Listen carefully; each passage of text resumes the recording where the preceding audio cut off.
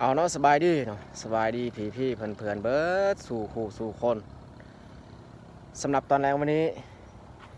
คอยกับสีพาบ่อเปลือกออกไปหากินออกไปวานแฮสวงแรงๆหรือว่าหอดกลางคืนจะน้อยนี่แหละแล้วเฮาสิบ่ว่าเวลายายหางมาแต่ทุกคนที่ตามเบิ่งว่าเฮาสิได้ปลาหรือบ่เนาะเพราะว่าแม่น้ำเซกองเนี่ยเฮาบ่เคยวานแฮกลางคืนก็คือคืนนี้ละเฮาสิมาลุ้นนำกันว่าเฮาสิได้หรือบ่เฮามาครั้งก้อนเนี่ยแม่นเฮาเอามุ้งมาสอนปลาแต่ว่าครั้งนี้นี่ลองเอาแฮอีกมาวานตั้งแต่6 โมง 7 โมงเริ่มวานจนฮอดกลางคืนจะนอนตอนนี้ก็เวลา6 โมงย่าง6 โมงย่างพอดีเฮาย่างลงฮอดน้ำเซกองประมาณ6 โมงปลายจากเฮือนของอันนั้นนาบ่าวนาสาวไปหาน้ำเซกองกับบุไก่ปันไดใส่เวลาการย่างประมาณ20 ปลายนาทีน่าจะฮอด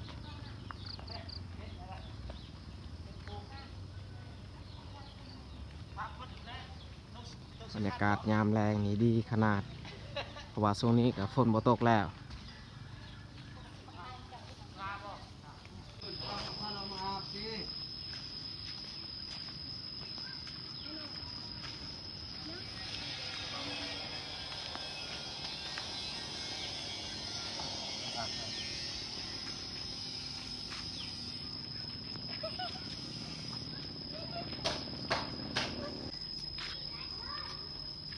เอากระคองไปบุฮู้ว่าเราสิได้ปลาหรือบ่เพราะว่าแม่น้ำเซกองเราก็บ่เคยหากินแบบว่าหากินคืออยู่บ้านเราหากินตอนกลางคืน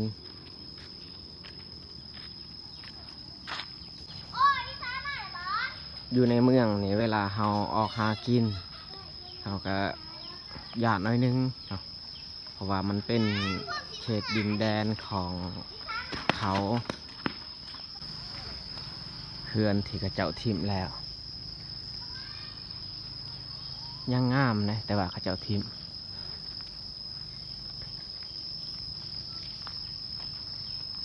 บรรยากาศก็สิเริ่มมืดเข้า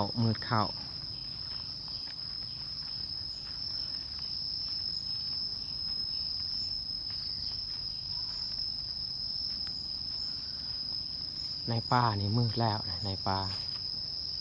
แต่ว่าอยู่นี้นี่ยังแจ้งอยู่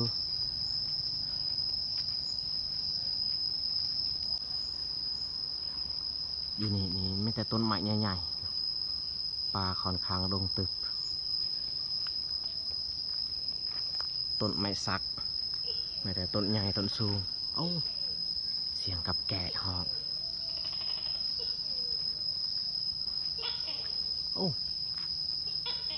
2 ตัวเบื้องนั้นตัวหนึ่งมันห้องอยู่นี่อีก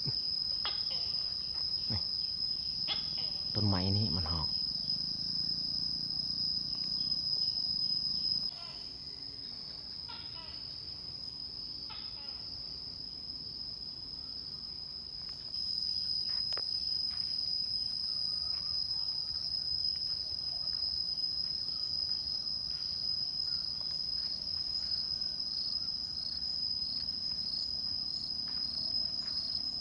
ไม้ไผ่ที่เขาเจ้าปลูกนี่มันต่างจากไม้ไผ่อยู่บ้านเฮาไม้ไผ่ชนิดนี้นี่เป็นไม้ไผ่ที่อันนั้นเนื้อมันหนาขนาดเนาะบ่คือไม้ไผ่อยู่บ้านเฮาไม้ไผ่ไม้พุ่งอยู่บ้านเฮานี่ต่าง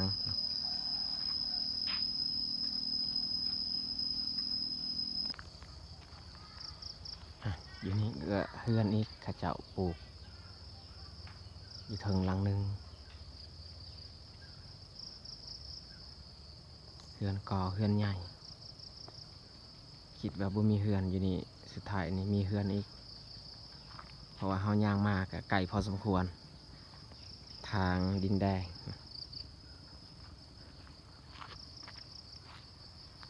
นี่ทางเฮาย่างลงห้วยหรือว่าน้ำเซ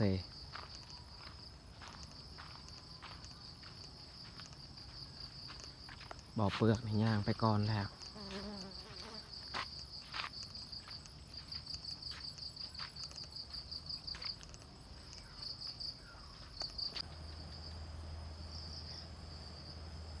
น้ำนี่ลงหลายเติบ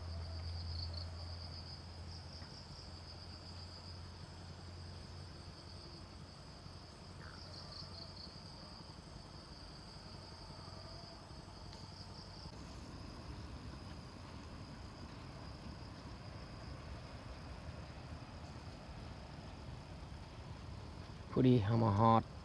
น้ำเซ่นี่บรรยากาศก็สิเริ่มมืดๆแล้ว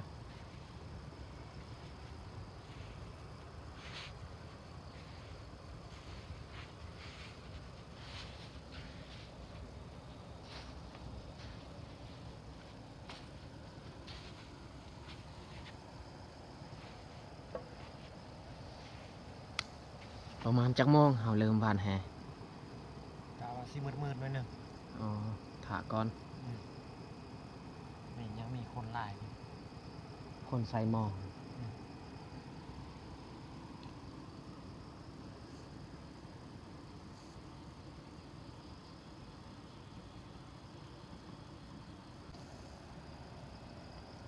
ทุกคนเห็นบ่ญี่ปุ่นก็มีบ้านคนคือกัน เห็นแสงไฟ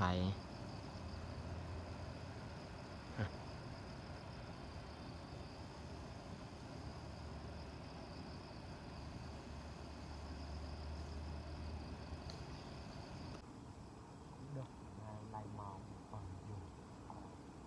ถ้าว่ามีมองแบบว่าบีบซองนี่เอามากางไว้ตามแคมนี่ป่ามันน่าจะถึก แต่ว่าของอันนั้นลุงป้าเพิ่นกับบุมีมองเนาะเฮาก็บ่จักสิเฮ็ดมีแต่แฮเนาะของเพิ่นมีเฮาก็ยืมแฮเพิ่นไปวานเนาะ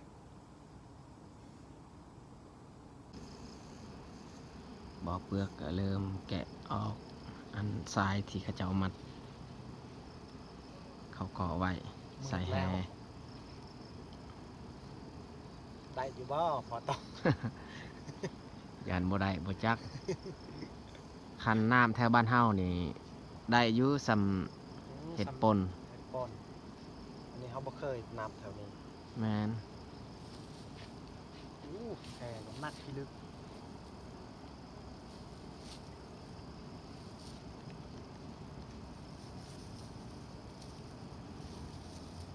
บ่หวานไกลลายเด้ยันมันเลิก บ่คือน้ำแถวบ้านเฮาหวานตำแคมเลย ตาแห่ก็ตาที่ถ้าว่าปลามันทึกมันแต่ปลาน้อยหั่นแหละ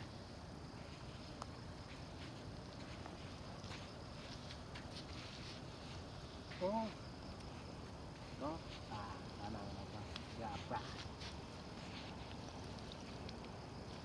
ไอ้ มันคาสงสัยอันนั้นไม่ได้จังหั่น ขาดแล้ว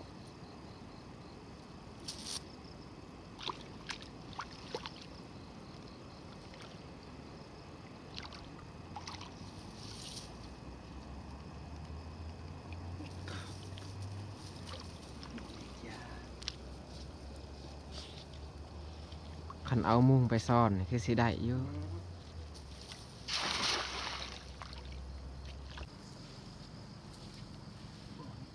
ย่านว่าบ่ได้พอแต้มแล้วจะหน่อยนะ บ่ได้ดอกแห่แบบนี้บ่ได้นี่คือแห่แถวบ้านเฮา คันเอามุ้งมาซ่อนได้แน่นอน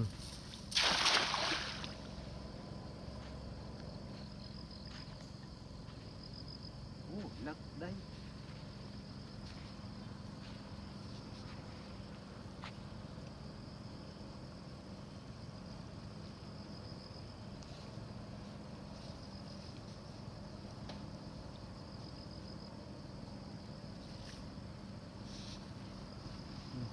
ทึกบ่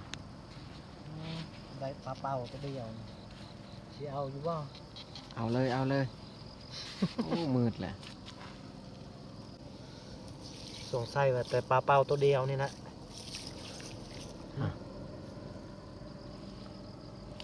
เอายัดเลย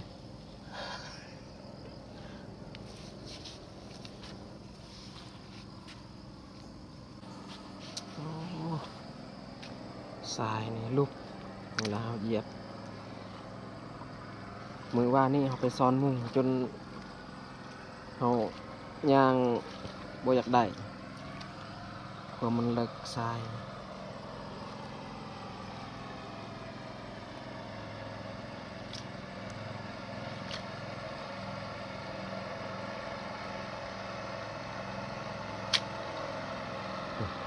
เผื่อจัก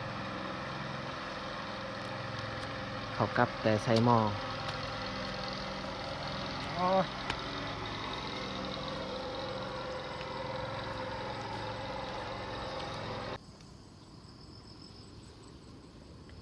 ดินมัน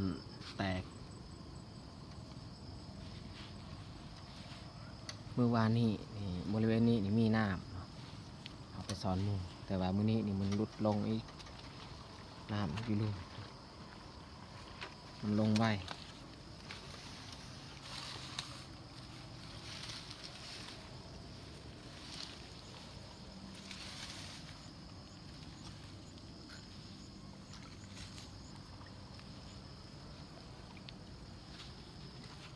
เพราะว่านแห่นี่ยากเพราะว่ามันมีต้นไม้ส่วนลายแห่มันค่าเพราะว่าน้ำยังบ่ทันบกลงถ้าว่ามันลงตามปกตินี่น่าจะโอเคอยู่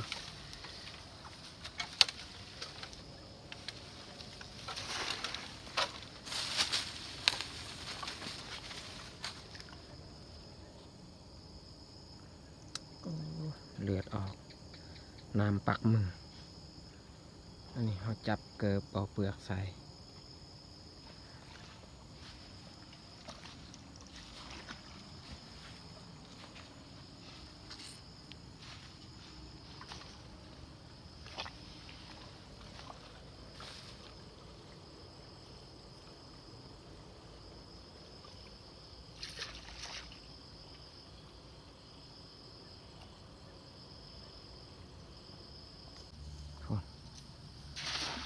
แสงไฟคนใส่หม้ออันนี้อีกผู้หนึ่ง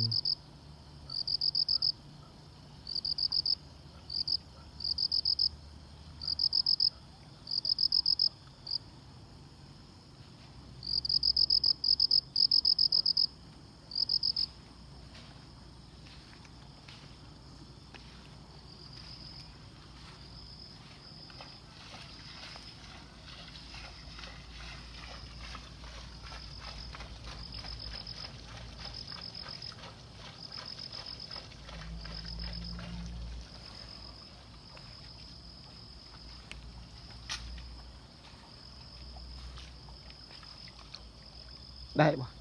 โอ้บางอย่างไปบ่ได้พอโตนะบ่คือน้ำแถว สงสัย สงสัยสิบ่ได้แล้วนี่ อ๋อบ่ได้บ่ได้นี่ก็วานเตลุมฮอดนี้ยังบ่ได้พอโตบ่คือแถวบ้านเฮานะอันนี้มันบ่คือง่าย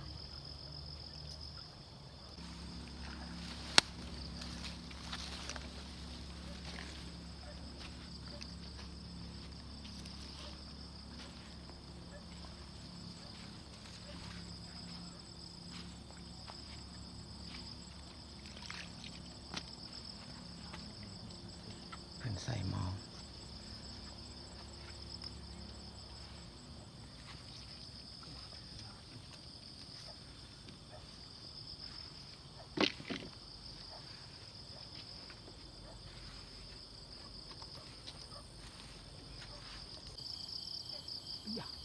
มันเสียงหยังอยู่เถอะ เว้ยมันมา สงสัยสัตว์ป่าเนี่ยมันยินเสียงเห่าย่างมา มันแล่นนี่เทิงกองไม้ไผ่ฮะ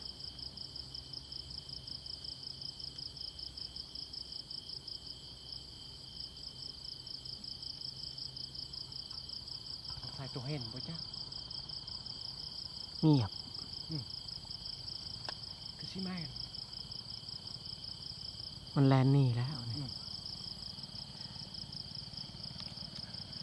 บ่มีปืน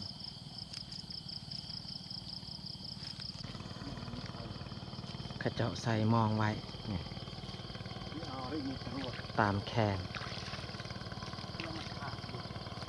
กลางคืนก็ยังเขาแล่นเฮือจักรอยู่ใช่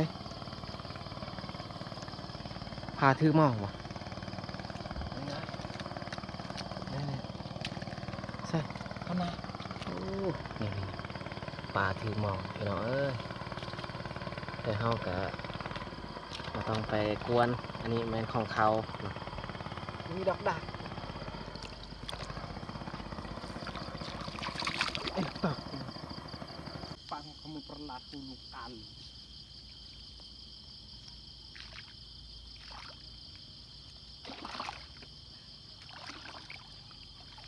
ข่าวเกลียหาย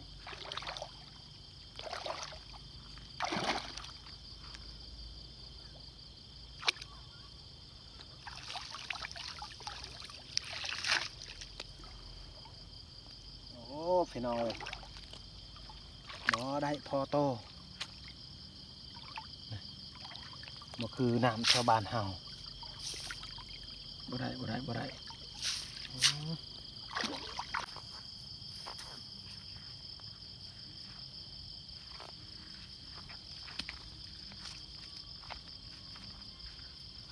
จับขึ้นเลย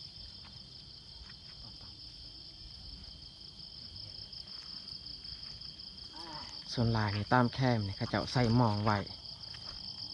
เราบ่ค่อยได้ 2-3บ่อนแหละบ่เปลือกหวานถึกหมองเขาเจ้า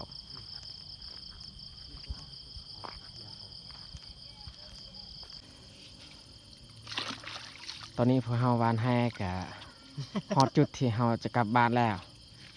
บ่ได้พี่น้องเอ้ย บ่ได้พอโตเพราะว่าไม่แต่มองเขา แมน เขาหวานบ่ได้เขาใส่เรียบลำพังเลย หวานเท่าใดก็ถึกหมองเขาเจ้า ยานเขาเจ้าหายเหมือบ่ได้หวานซ้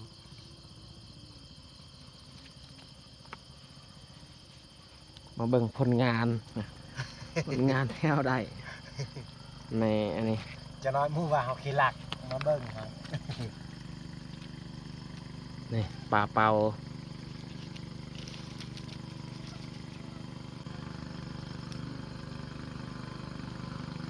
บ่มีพอโตเลย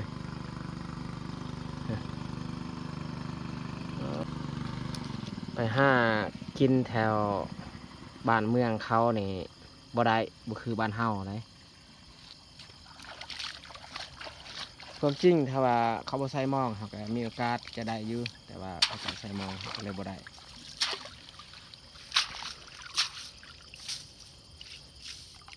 มันแต่สิพากันกลับแล้วบาดนี้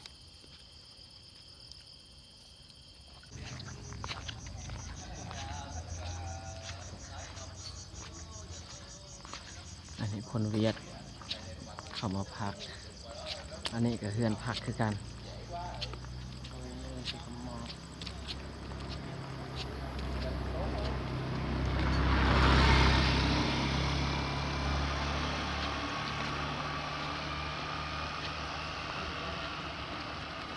ทางอยูนี่บ่มีดอกไฟ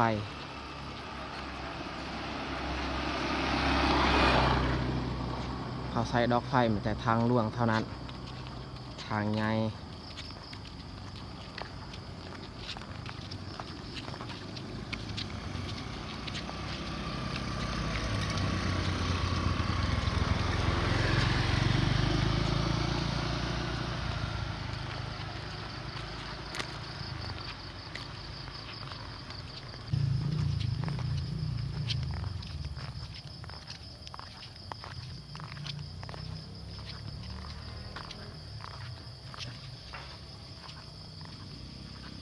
ทางอันนี้แห้งมืด